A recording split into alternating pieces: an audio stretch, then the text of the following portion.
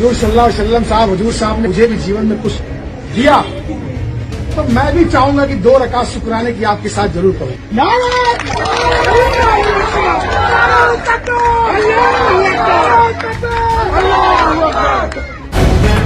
The live TV, सच सबसे आगे।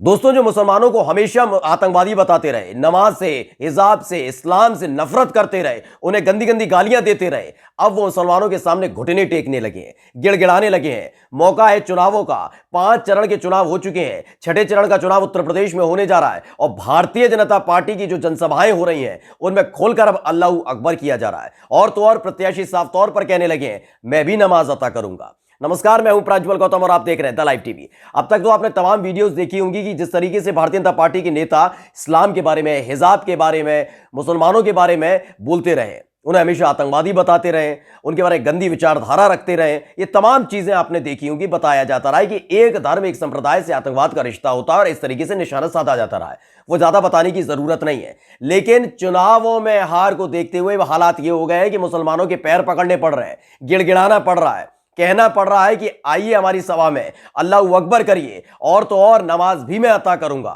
ये तमाम चीजें हो रही हैं। आज जो हम आपको वीडियो दिखाने जा रहे हैं वो भारतीय जनता पार्टी के एक प्रत्याशी की वीडियो है। वो जनसभा को संबोधित कर रहा था, मुस्लिम इलाका था। वो जानता था कि हिंदू इलाके में जाने के बाद उसकी फजीहत हो सकती है, इसलिए अब मुसलमानों को पटाने लगे हैं। यानी मान मनोवल का दौर शुरू हुआ है, गिड़गिड़ाने लगे उनके सामने। और वीडियो में साफ कह दिया है उस प्रत्याशी ने कि अगर मुझ पर रहमत रही अल्लाह की तो मैं भी नमाज अता करूंगा। और उसके बाद अल्लाहू अकबर के नारे जमकर लगाए गए। सुन लीजिए। हुजूर सल्लल्लाहु अलैहि वसल्लम साहब, हुजूर साहब ने मुझे भी जीवन में कुछ दिया, तो मैं भी चाहूंगा कि 2 रकात शुक्राने की आपके साथ जरूर करूं।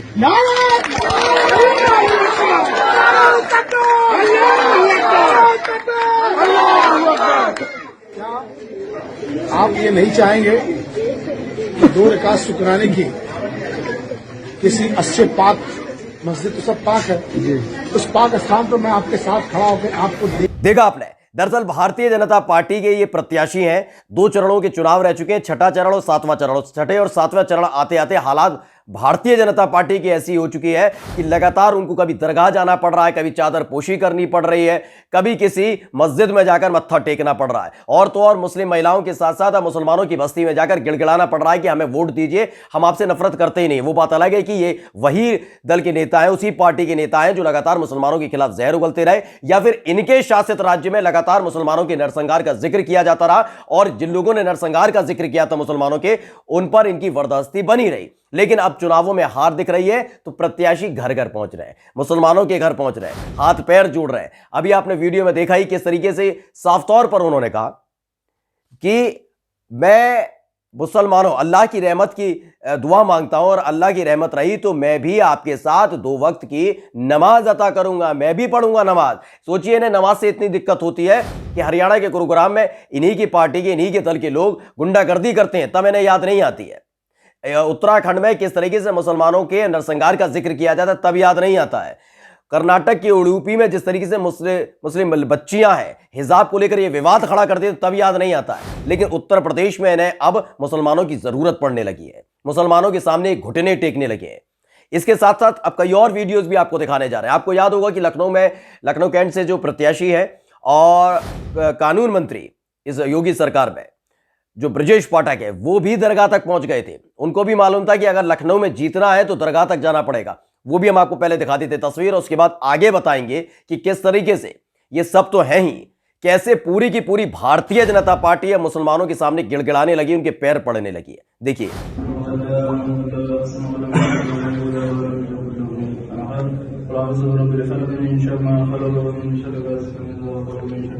तो ये वीडियो आपने तस्वीर देख ली, अब आपको दिखाते हैं। दरअसल प्रधानमंत्री नरेंद्र मोदी भी समझ चुके थे 4थे और 5वें चरण के बाद कि किस तरह के हालात है। 4थे चरण के बाद उनको समझ में आ चुका था कि अब जीतना नामुमकिन सा नजर आता है, क्योंकि तमाम दल एक साथ खड़े हो चुके हैं। समाजवादी पार्टी लगातार मजबूत होती जा रही है और ऐसे में उनका जनाधार खिसकता जा रहा है। इसलिए उन्होंने मुस्लिम महिलाओं का जिक्र किया था। आपको याद होगा कि 3 तलाक का जिक्र वो लगातार कर रहे हैं। 3 तलाक के जिक्र के साथ साथ मुस्लिम महिलाओं के सामने गिड़गिड़ा रहे हैं कि देखिए भैया, हमने आपके लिए ये काम किया, हमारे को वोट देके जिता दीजिए। वो बात आ रही है कि हिजाब वाली बच्ची पर आज तक प्रधानमंत्री ने कुछ नहीं बोला।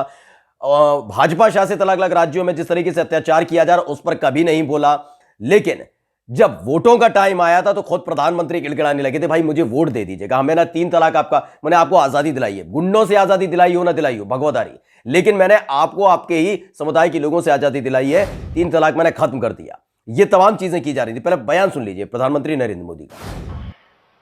छोटी छोटी बात में 3 तलाक 3 तलाक 3 तलाक हो गई छुट्टी। वो बेटी बेचारी कहां जाएगी, कहां जाएगी? उस पिता का कल्पना कीजिए कि कितने उत्साह उमंग के साथ बेटी को शादी करके भेजी हो और 3 तलाक कह करके उसको घर वापस भेज रहे, साथ में 1-2 बच्चे लेकर के आ जाएं। उस बूढ़े मां बाप का क्या हाल होता होगा जिनको ये झेलना पड़ता होगा। इनको तो 3 तलाक में भी विरोध था। आज मुझे हिंदुस्तान के हर कोने में से मेरी मुस्लिम बहन बेटियां जो आशीर्वाद दे रही हैं, क्योंकि उनके जीवन की रक्षा का मैंने बहुत बड़ा काम किया है भाई। तो सोचिए, हिजा वाली बच्ची पर जिनकी जुबान तक नहीं चलती, वो 3 तलाक का जिक्र कर रहे थे, सुरक्षा की बात कर रहे थे, मुस्लिम महिलाओं की आजादी का जिक्र कर रहे थे। तो ये तमाम चीजें अब होने लगी हैं क्योंकि उत्तर प्रदेश के चुनाव है भैया, ये तो होना ही था। उत्तर प्रदेश में चुनाव है और जिस तरह के हालात बने हुए उसे देखते हुए साफ नजर आ रहा है कि एक एक कर इनके अब सांसें उखड़ने लगी है। दरअसल हम क्यों कह रहे हैं अब इनको मुसलमानों से प्यार होने लगा है, क्योंकि अभी तक दरअसल आप देखिएगा पहले और दूसरे और ज्यादा से ज्यादा तीसरे चरण तक भी भारतीय जनता पार्टी का थोड़ा बहुत कॉन्फिडेंस बचा हुआ था। इनको लग रहा था कि चलिए पश्चिमी उत्तर प्रदेश ना सही, अवध और पूर्वांचल तो इनके पास आ जाएगा। लेकिन वहां पर भी जब इनकी मटिया पलीत होने लग गई, जब इनकी खटिया खड़ी होने शुरू हो गई, तो आखिरकार इनको आना पड़ा है बैकफुट पर। अब अल्लाह अकबर के नारे भी लगाने की बात की जा रही है और कहा जा रहा है कि मैं नमाज भी अता करूंगा। लेकिन इन सबसे पहले ये क्या बोलते थे सुन लीजिएगा। दरअसल डुमरियागंज के जो एक प्रत्याशी हैं उनका वीडियो भी हमने आपको दिखा चुके हैं, लेकिन इस बार दिखाना इसलिए जरूरी हो जाता है, सोचिए इन्हीं चुनावों के दौरान मुसलमानों के खिलाफ जहर फैलाया जा रहा, नफरत फैलाने का काम किया जा रहा था। लेकिन 5वें चरण का चुनाव खत्म और 6ठे चरण का चुनाव आते आते ये कैसे हो गए भारतीय जनता पार्टी के नेता, वो अंतर समझिएगा। डुमरियागंज के जो प्रत्याशी उन्होंने साफ तौर पर कहा था कि जो गोल टोपी पहनकर घूमते हैं, अगर मैं विधायक बन गया तो गोल टोपी जो पहनकर घूमते हैं, यानी मुसलमान जो है, मियाँ लोग जो है, ये तिलक लगाया करेंगे। इस तरह की धमकियां दे रहे थे। नाम है इनका धर्मराज वर्मा, जो डुमरियागंज से भारतीय जनता पार्टी के प्रत्याशी है। पहले इनका बयान सुन लीजिए, उसके बाद हम आके बताते हैं कि अब कैसे हालात बदल गए। अब की अगर आप लोग विधायक बनबो तो जैसा गोल टोपी दिखाई दे बंद हो गया। अगले बार मियाँ लोग तिलक लगाए के चलिए और आप लोगों से ही कही है चाचा सीताराम सीताराम। समझ में आया कि नहीं आया? मियन के ही प्लानिंग बा कि राघवेंद्र सिंह के विधायक बनने के बाद 250 एकड़ मियन के जमीन जब्त हो गई, बेवा का नाम बदल दिया गई, मियन के दुकान ध्वस्त हो गई, बेवा से बजरंगी चौक हो गई, अल्लाहपुर का महेश योगी नगर हो गई, आपके डुमरियागंज में भी तो शेखपुरवा से संत रविदास नगर बढ़नी चांपा में भी हो गई। तो सुना आपने धर्मराज वर्मा को।